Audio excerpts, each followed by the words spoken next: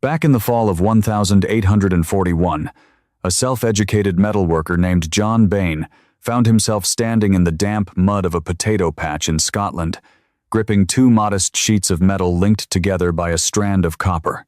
One piece was zinc, and the other was copper. He drove them into the earth roughly 1.5 feet away from each other, hooked up a basic galvanometer, and stared as the needle jumped. The soil beneath his feet was generating a constant, quantifiable flow of electricity. There was no burning coal, no spinning turbine, no combustion of any kind. It was just damp dirt, two affordable pieces of metal, and a conductive wire. That single trial, which was published in the Edinburgh New Philosophical Journal the next spring, eventually provided the juice for global telegraph networks across 2 different continents for nearly 7 decades. Right now, you could replicate that exact setup for less than $8 using parts from your local home improvement store, which raises a massive question. How come virtually nobody in contemporary America knows about this? Why was this entire concept scrubbed from electrical engineering manuals somewhere around the mid-1950s?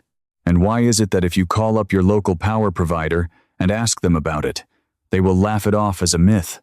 This is despite the fact that the United States Patent Office handed out upwards of 30 distinct patents for refined earth battery designs between the years of 1841 and 1939. That is exactly what we are going to unpack today. Because the earth battery, sometimes referred to as a ground cell, represents one of the most bizarre and purposeful erasures by the 20th century power conglomerates. Meanwhile, traditional Amish communities, specifically in secluded areas of Lancaster and Holmes counties, simply never abandoned the technology. They have been continuously using scaled-down models to operate low-voltage equipment out in their barns, places where tapping into the main grid was either prohibited by their religious guidelines or just way too pricey to run a line to. Let us rewind a bit and clarify what this device actually does, because usually, when folks hear the phrase free electricity from the ground, their skepticism takes over and they tune out. I completely understand. I had the exact same reaction until I stumbled upon a paper presented to the Royal Society in 1853 by Carl Friedrich Varley. His documentation proved that ground cells were actively powering telegraph relays from London all the way to the shoreline for over 10 years, without requiring a single battery swap. Varley was no amateur conspiracy theorist. He was the head electrical engineer for the Electric and International Telegraph Company. His buried cells were pushing out a steady 0.7 to 1.1 volts each, yielding anywhere from 5 to 80 milliamps of current, largely dictated by the composition of the dirt. If you wire a sufficient number of these modules together, you generate legitimate, round-the-clock direct current. Even the legendary transatlantic cables from the 1860s utilized earth return signaling, based on the precise mechanics Bain first noticed in that Scottish field. Here is a breakdown of the physics, and I will make it straightforward, because the raw science is exactly why this cannot be faked. When you sink 2 different types of metal into damp earth, the soil functions as an electrolyte. It behaves exactly like the sulfuric acid inside your car's battery, just at a much more gradual pace. Zinc surrenders its electrons far more readily than copper does. Those escaping electrons travel up through your connecting wire from the zinc positive side, run through whatever gadget you are trying to operate, and return down into the copper negative side. The actual ground completes the loop via ionic transfer. Provided the dirt retains its moisture and the zinc piece has not completely oxidized into nothing, that electrical flow simply does not stop. If you set up a pair of plates correctly, say a 12 by 12 inch square of zinc and an equally sized square of copper, bury them about 3 feet deep and space them 10 feet from each other, they will pump out a usable charge for roughly 1.5 to 4 full years before you ever have to dig up and replace that zinc. The U.S. Department of Agriculture's Farmers Bulletin, number 1203, released back in 1921, literally contained a guide for country folks to construct these small earth cells. They used them to power door chimes, individual light fixtures, and crystal radios long before the rural electrification push arrived. Yet, that manual was discreetly yanked from publication in 1939.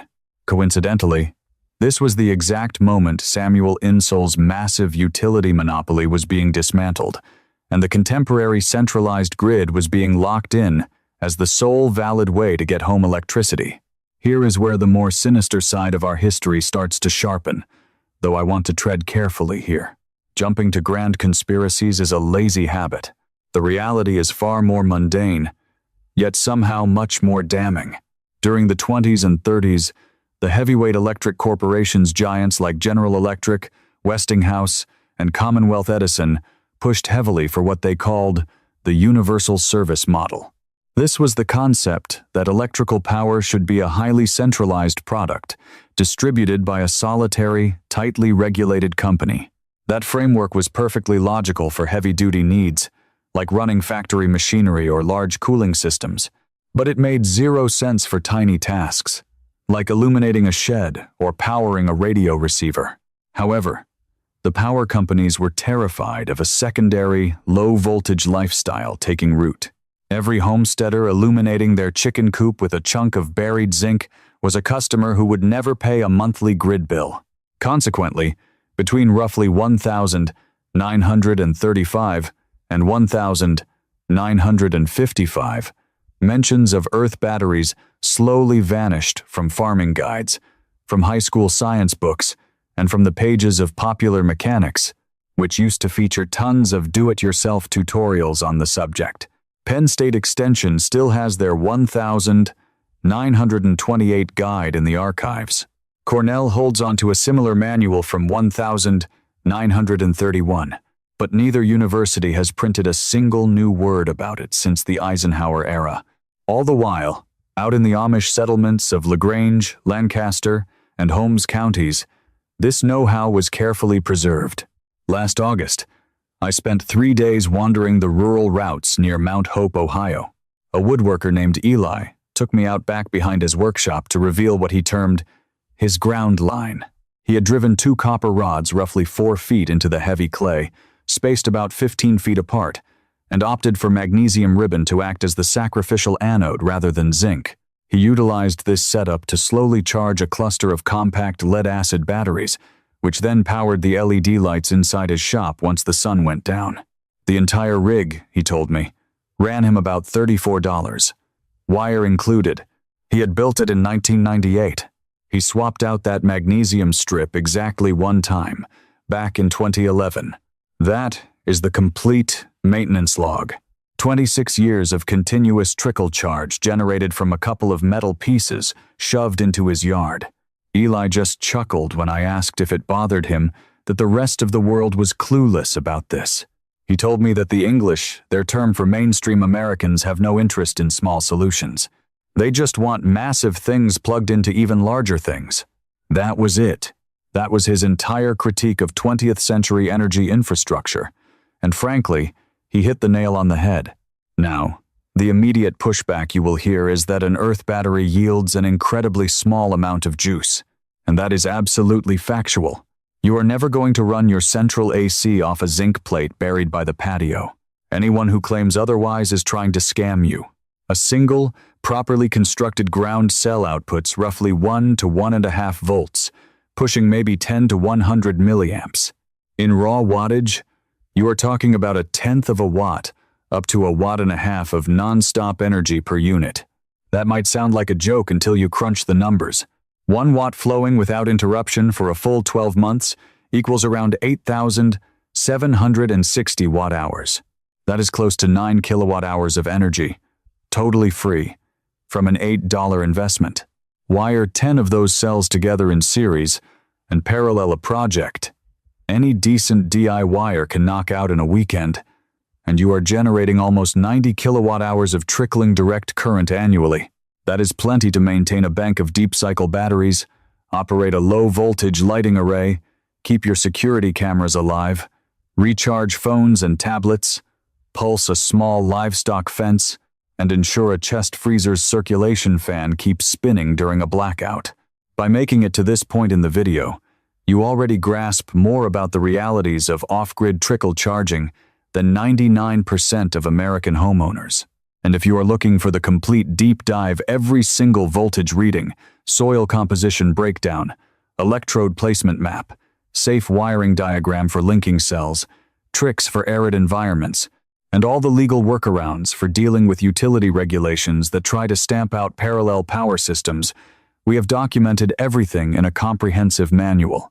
The link is right down in the video description. It is the authentic Amish blueprint for ground cell electricity, translated into clear instructions with parts lists matched to today's hardware store prices. Let us pivot back to the engineering details, because this is the exact moment the loud skeptics tend to stop talking. The mineral makeup of your dirt is incredibly important. This is the crucial factor that almost every online article and DIY video completely ignores, which explains why so many folks give it one shot, see a terrible voltage reading, and throw in the towel. The magic metric here is soil resistivity, calculated in ohm meters. Damp, mineral-heavy clay can drop that electrical resistance down to roughly 10 ohm meters, making it prime territory for these systems. On the flip side, parched, sandy dirt might spike past 1,000 ohm meters, rendering it practically worthless for generating current. You can actually look up comprehensive soil resistance charts for every single county nationwide, courtesy of the U.S. Geological Survey. If your home sits east of the Mississippi River, in a region that gets steady rain and features loamy or clay-based ground, you are living in the perfect environment. The Mid-Atlantic, New England, the Ohio River Valley, Louisiana, Florida, and even the Pacific Northwest are absolutely stellar locations. Conversely, the arid deserts of Arizona and Nevada are terrible candidates. The upper Midwest is acceptable but fluctuates with the seasons, while Alaska presents a unique challenge, demanding that you dig well beneath the deep frost layer. That naturally leads us to the topic of moisture, which is usually the second major complaint I hear from doubters. They always ask, what happens during a drought? What about the dead of winter? The solution is simple. You sink your metal plates deep enough to bypass that top layer, affected by changing weather. Across most of the eastern United States, that means digging down about 3 to 4 feet. At that specific depth, the dirt remains consistently damp all year long, even through harsh summer heat waves, thanks to capillary action pulling groundwater up from below. The Ohio-based Amish men I interviewed confirmed there was practically zero fluctuation in their power output, regardless of the season, as long as the metals were planted deeper than 36 inches. Take Marcus, for instance, who manages a modest dairy farm right outside Berlin, Ohio. He tracked his setup's voltage every single Sunday for 2 straight years. His absolute lowest measurement was 0.81 volts during the freezing end of February. His peak was 1.14 volts, right at the start of June. It never outright failed. He never experienced a day without power. Then there is the third major argument, and you will see this plastered all over the comment sections of any off-grid tutorial. People argue about corrosion. They point out that the zinc must eventually dissolve, meaning it is not technically free power, but rather a slow chemical reaction, just like a standard alkaline battery. And they are 100% right. It is a slow burn chemical exchange, but the math is what makes it astonishing. Consider a foot-by-foot slab of zinc, which weighs roughly 4 pounds. Given the typical tiny current draw of a ground setup, that slab will only lose between half an ounce to maybe 2 ounces of material annually. Run those numbers. You are looking at an operational lifespan spanning 16 to 40 years before that piece of metal is toast. A 4-pound chunk of zinc runs you maybe $12 at today's scrap rates. Break that down, and your functional material expense is less than $1 a year to maintain a rig that is pumping out around 90 kilowatt hours of continuous charge over 12 months. If you compare that to a standard home utility rate of 15 cents per kilowatt hour, you are getting $13.50 worth of electricity for a $1 yearly investment. That is a 13-to-1 payout on a system featuring 0 moving components, demanding 0 upkeep, needing 0 supervision, and requiring absolutely no local building permits anywhere I have investigated. And touching on permits, this is where the legal side of things becomes really fascinating. There is absolutely no federal regulation preventing you from putting metal in your own dirt. Not a single state out of the 50 has a law forbidding the creation of a passive earth cell on your private land. The National Electrical Code, which dictates your local building rules, is completely silent regarding low-voltage direct current setups that remain fully separate from your household's main wiring grid. Provided your ground system operates beneath 50 volts and never intersects with your home's main breaker box, it gets lumped into the exact same legal bucket as the wiring for your front door chime or some outdoor garden lights. It is entirely lawful, totally unmonitored, and completely invisible to your power provider. The Amish recognized and utilized this exact loophole decades before the majority of off-grid enthusiasts even realized it was there. In numerous settlements, their interpretation of the Ordnung forbids physically linking to the municipal power grid, since relying on external systems breaches their core tenet of remaining separate from the broader world.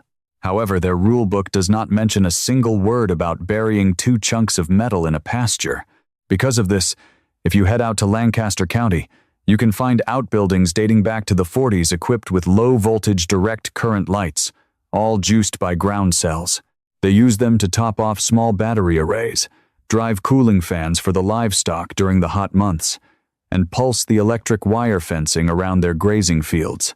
Not a single piece of it is connected to the grid, none of it demands an inspector's sign-off, and none of it adds a dime to a monthly utility invoice. Let us jump into the actual construction process right now, since I gave my word I would share it, and the viewers who tuned in to genuinely build one need the exact details. For a standard, single-cell arrangement, you will require 1 zinc anode rod, the exact kind you can grab at any plumbing shop meant for water heaters. That will run you roughly $14 to $22. Based on the size, you also need a copper grounding rod, identical to what electricians drive into the earth for a house's main service panel, which is around $18 at your local hardware giant. Grab 30 feet of 14-gauge sheathed copper wire, which is another $10. Finally, you need a basic post hole digger or a hand auger, something you probably have in the garage or can borrow from a neighbor. Your total out-of-pocket for 1 cell sits between $42 and $50. The $8 build I mentioned in the title is totally doable if you source discarded copper and zinc from a local scrapyard. That is exactly the route Bain took in 1841, and it is precisely how the majority of the Amish systems I have inspected pull their materials. Start by sinking 2 holes, roughly 3 to 4 feet down, spacing them 10 to 15 feet from each other. Drop your zinc pole into one and your copper pole into the second. Fill the holes back up with the dirt you just removed, packing it in super tight so the metals have solid, uninterrupted contact with the ground. If your specific dirt leans toward the sandy or dry side, blend a few cups of regular table salt or Epsom salts into the earth immediately surrounding your metal rods as you pack it. Doing this drastically lowers the electrical resistance right around the metal and can literally double or triple your generated current. Next, string your insulated wire to connect both metal poles, placing your chosen load, whether that is a small light bulb, a charge regulator, or a battery array directly in the middle of that circuit. That is it. That is the entire project. 2 holes, 2 distinct metals, a single length of wire, and maybe an hour or 2 of casual yard work. If you want more juice, you just assemble several of these cells and wire them in series and parallel. Connecting them in series, meaning you link the copper of the first cell to the zinc of the second cell, increases your overall voltage. 4 cells chained this way gives you around 4 volts, plenty to juice up a compact lithium power bank using a buck converter. Wiring them in parallel where you bridge all the copper pieces to one another and all the zinc pieces to one another boosts your amperage. 10 units linked in parallel can push nearly a full amp at 1 volt, giving you enough muscle to operate genuine low-voltage gear. The most massive Amish setup I laid my own eyes on was a 16-cell grid located on a 30-acre farm in Holmes County. It cranked out roughly 8 watts of never-ending direct current, entirely dedicated to maintaining a battery array that ran the property's water pump controls and the barn lights. The farmer constructed it alongside his boy back in 2007. Fast forward 17 years, and it was still humming along. Throughout all that time, he had only swapped out 4 of the zinc pieces, spending less than $200 over nearly 2 decades of use. I want to tackle one final point before wrapping up, because it gets to the philosophical core of why all this actually matters. Some folks will watch this and say, well, that is just a tiny trickle of electricity. It is not going to revolutionize my life. That is accurate. But it completely misses the bigger picture. The goal isn't replacing your entire monthly power bill with one buried battery. The goal is realizing that the idea of electricity strictly coming from a massive, centralized grid, controlled by a corporation you pay every month, is just a cultural construct from the 20th century. It is not a rule of nature. Power is sitting in the mud beneath your boots right now, ready for anybody with a shovel and $10 of scrap metal. The grid is just a luxury, not a mandatory requirement for every single watt you use. Once that clicks, your entire perspective on energy shifts forever. You look at your property, the sun, the wind, the dirt, and wonder what else they could be doing for you that you are currently paying a company to handle. That mindset is exactly what the Amish retained, simply because they never bought into the grid system to begin with. They construct scaled-down, overlapping, parallel setups for every crucial need. They run wood, propane, and solar heating in a single dwelling. They use hand pumps, wind-driven pumps, and ram pumps on the exact same land. They use ground cells, battery banks, and compact generators to support one another. Absolutely nothing is a single point of failure. Nothing relies on a monthly subscription fee. Nothing can be instantly shut off due to a billing error, a winter storm, or an executive choice made in a high-rise hundreds of miles away. John Bain passed away in 1877, largely ignored by history, despite also creating the very first chemical telegraph and upgrading early electrical meters. His ground battery research popped up briefly in a handful of 1880s engineering journals before essentially disappearing from mainstream science, at least until the off-grid movement of the 1970s started unearthing the vintage patents. The 40 patents granted by the U.S. Patent Office between 1,841 and 1,939 for enhanced Earth battery models are still sitting right there in the public archives, free for anybody who wants to read them.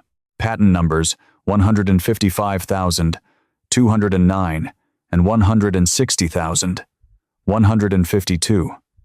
Both granted back in the 1870s, lay out comprehensive schematics that function perfectly today using standard materials you can grab at any local hardware store.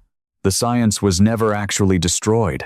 It was merely left to wither, while society's focus was dragged toward the massive spectacle of centralized utility grids. That original Scottish potato patch is probably buried beneath a strip mall or a housing subdivision by now. Nobody put up a plaque.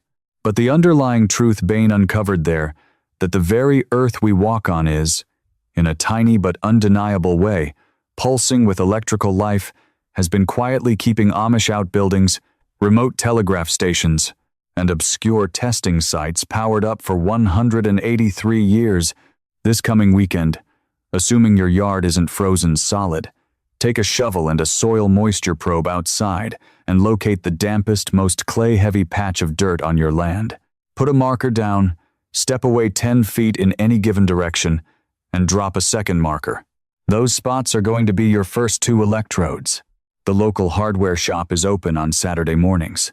You can literally go from buying your supplies to getting a live voltage reading on a digital meter before it is time for Sunday dinner. You do not require a permit. You do not need permission from the city, and you don't owe your power company an explanation.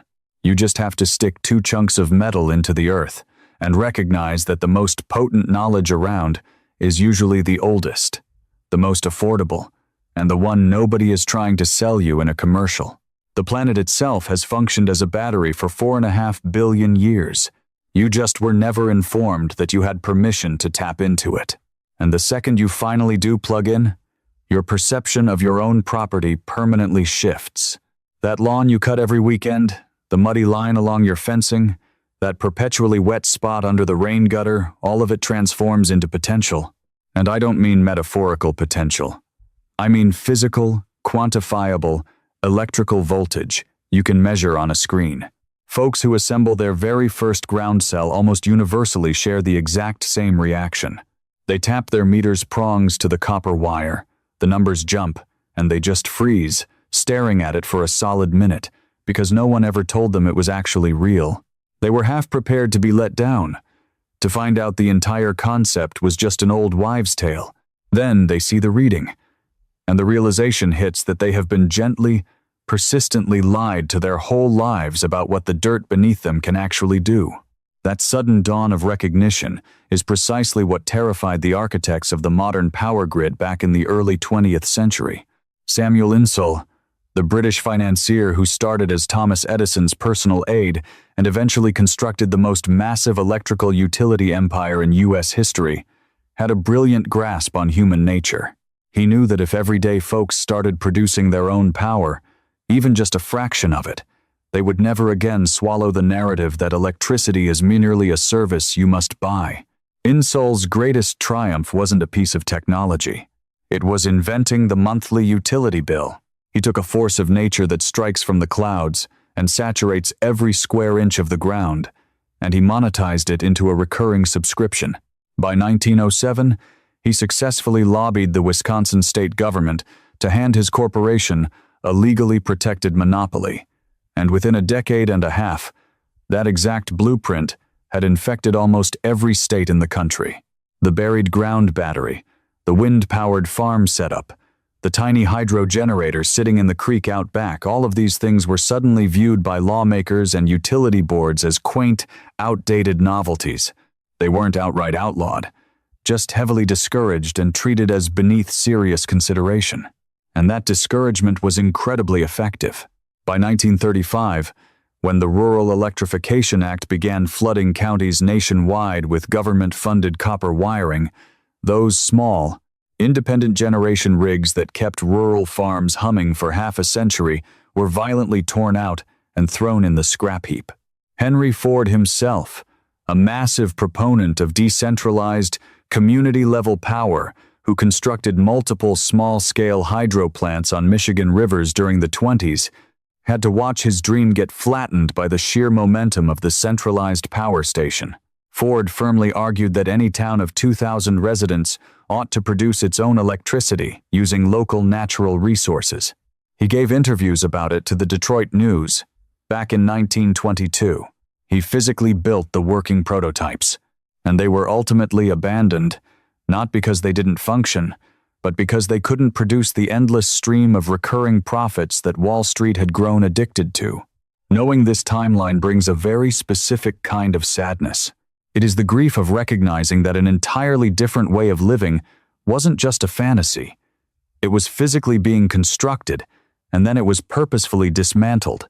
Not by cartoon villains exactly, but simply by businessmen who found a more profitable avenue and leveraged their political ties to make sure their method became the only method. The earth cell is a modest device. It is never going to run your fridge. It won't keep your living room warm in January. But it serves as a gateway. It is the initial step toward unlearning the lie that energy only magically appears at your house through a cable owned by someone else. Power is an inherent feature of reality. It is in the dirt, the atmosphere, the rays hitting your shingles, the breeze blowing across your field, and the thermal variance between the surface air and the soil, 6 feet down. The utility grid packages one tiny sliver of that reality and brainwashes you into believing the rest is a myth. Look at the work of John Bain, an audio engineer and inventor who passed away in 2016, dedicating his last 3 decades to proving this exact point. Bain constructed dozens of different earth battery iterations inside his Idaho garage, keeping obsessive records of his results. One specific setup using a carbon rod and a magnesium rod spaced 12 feet apart in damp dirt, boosted with some sea salt and a dash of copper sulfate, cranked out a consistent one. 1 volts at roughly 40 milliamps for over 4 uninterrupted years. 4 straight years. The only maintenance was dumping a jug of water on the ground during the occasional dry patch. Bedini used that cell to power a small array of 7 red LEDs, which illuminated his workshop window, 24/7 from 2009 until he finally took it apart in 2013 to clear space for a new project. Anybody who walked into his shop saw it with their own eyes. Anybody who wrote to him received the blueprints. He handed the plans out for free, hundreds of times, to whoever requested them. If you replicate Bedini's specific build today, the hardware store receipt will run you about $34. A magnesium anode rod, designed to stop water heaters from rusting, is around $18. A carbon gouging rod from a local welding shop is maybe $6. Add $7 for 20 feet of 12-gauge sheathed copper wire. A sack of pool salt is $3. You already own the digging tools. The dirt is already in your yard. Within 20 minutes of burying the metals and soaking the earth between them with salt water, you will see a voltage reading. It is genuinely the most inexpensive physics demonstration on Earth, while simultaneously being one of the most quietly rebellious things you can do, because it completely shatters the narrative you have been fed regarding where power actually originates. Tucked away in the Ozark foothills, a retired electrical lineman named Donald Crouch has kept his modest homestead running almost exclusively on a capacitor bank charged by earth batteries since 2011. Crouch spent 38 years working for a rural electric co-op in Missouri before calling it a career. The man intimately understands how the municipal grid operates, exactly what it costs to keep it running, and precisely how much institutional waste is baked into the model. He told a journalist from the Springfield News Leader back in 2018 that his complete off-grid system, the buried electrodes, the capacitors, the power inverter, and the LED light setup for his cabin cost him $812 total. His monthly power bill for the small grid-connected shed he still maintains is $14. He powers his fridge, his deep well pump, his lighting, his radio, and his laptop using a hybrid approach. The earth battery provides the relentless, slow trickle charge, while a compact solar panel takes the heavy lifting during daytime loads. He swears the ground cell is the linchpin that keeps the whole operation reliable through the night, and during the brutal winter months, when sunlight is weak. Without it, he'd have to buy triple the solar capacity and 10 times the battery storage. With it, he barely even thinks about his electricity anymore. Crouch isn't an internet celebrity. He doesn't run a YouTube channel. He hasn't published a book. He represents just one of maybe 10 to 15,000 silent tinkerers spread across rural America who have cracked this code independently. Most of them never even use the term earth battery, and they certainly don't broadcast their setups because they don't want the spotlight. Some belong to the Amish or Mennonite faiths. Some are off-grid libertarians in Montana and Idaho. Some are older Kentucky farmers passing down lessons from their grandfathers, and some are young homesteaders in Vermont who connected the dots from old forum threads and archived patents. They aren't a unified movement. They are simply a decentralized, slow, almost unseen rejection of the assumption that power must always be purchased. And this brings us to the uncomfortable truth hidden in the title of this video. Let's be completely clear. The earth battery is not technically banned. There isn't a federal mandate, a state law, or a local municipal code that criminalizes burying 2 pieces of metal in your yard and running a wire between them. You could do it tomorrow. You could go do it tonight. The tech isn't being suppressed by any formal legal mechanism. What is being suppressed is the awareness of it. What is suppressed is the cultural permission to treat it seriously. Flip open any contemporary electrical engineering textbook, and you will find the ground cell is either completely omitted or waved off in one condescending paragraph next to other obsolete 19th century curiosities. That aggressive dismissal is the actual ban. It is not a law. It is a wall of silence so consistent and total that engineers can finish 4 years of heavy university study without once hearing the name Alexander Bain, without ever viewing that 1,841 patent, totally oblivious to the fact that the transatlantic communication lines were fueled by dirt for an entire generation. When a highly useful thing is hidden in plain sight for 180 years, you can no longer pretend it is just an accident. The real question is, who profits from the hiding? And what exactly are they afraid you might do if you knew the truth? The answer to the first part is obvious. The massive utility companies, the fossil fuel industry, the battery manufacturers, and the entire economic structure rooted in the lie that energy is scarce and must be metered. The answer to the second part is much simpler and much stranger. They are afraid that you would stop being afraid. They know that the very second you watch a multimeter needle jump simply because you shoved some scrap metal into your own dirt, you will permanently grasp a truth that no article or documentary could ever teach you. You will understand that the universe isn't stingy, that power is everywhere, that the invoice sitting in your mailbox is just a story somebody told you, and that stories can always be retold. So, this weekend, go dig the holes, buy the rods, run the wire, and watch the needle move.